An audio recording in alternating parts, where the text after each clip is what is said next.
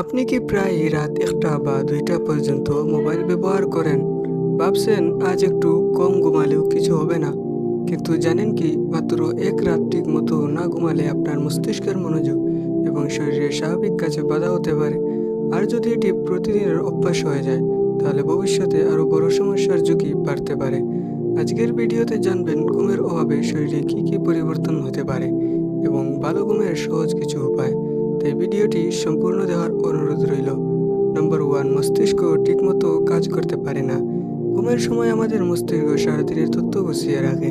পর্যাপ্ত ঘুম না হলে মনোযোগ কমে যেতে পারে, নতুন কিছু শেখা কঠিন হতে পারে এবং ছোটখাটো বিষয়গুলো ভুলে যাওয়ার প্রবণতা এবং পড়াশোনা, অফিসের কাজ এবং গাড়ি চালানোর সময় এর প্রভাব পড়তে পারে। নাম্বার 2, সারাদিন ক্লান্তি ও খিটখিটে মেজাজ। যখন ঘুম কম হয় তখন শরীর পর্যাপ্ত বিশ্রাম পায় না, ফলে সারাদিন ক্লান্তি, অলসতা এবং কাজের প্রতি আগ্রহ কমে যেতে পারে। অনেকের মেজাজ খিটখিটে হয়ে যায়, ছোট বিষয়েও রাগ বিরক্তি অনুভব হতে পারে। নাম্বার 3, রোগ প্রতিরোধ ক্ষমতার উপর প্রভাব পড়তে পারে।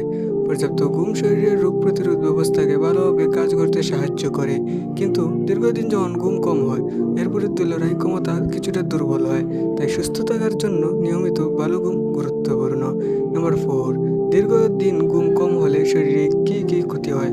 অনেক গবেষণায় দেখা গেছে দীর্ঘ সময় ধরে পর্যাপ্ত ঘুম না হলে উচ্চ রক্তচাপ, ডায়াবেটিস, ওজন বৃদ্ধি এবং হৃদয় রোগের ঝুঁকি বাড়ে। অবশ্য এর মানে যে এক রাত কম ঘুমালে এইসব রোগ হবে, তবে দীর্ঘদিনের অভ্যাস হলে ঝুঁকি বাড়ে। ভালো ঘুমের 5টি সহজ উপায়। প্রতিদিন একই সময়ে ঘুমাতে যান, একই সময়ে উঠুন। ঘুমানোর অন্তত 1 ঘন্টা আগে মোবাইল, টিভি বা অন্য স্ক্রিনে ব্যবহার কমান। বিকেল বা রাতে অতিরিক্ত চা বা কফি এড়িয়ে চলুন। ঘুমানোর ঘর শান্ত, অন্ধকার, আরামদায়ক রাখুন। দিনের বেলা নিয়মিত হালকা ব্যায়াম করুন। মনে রাখবেন, ভালো ঘুম কোনো বিলাসিতা নয়, এটি সুস্থ জীবনের একটি গুরুত্বপূর্ণ অংশ।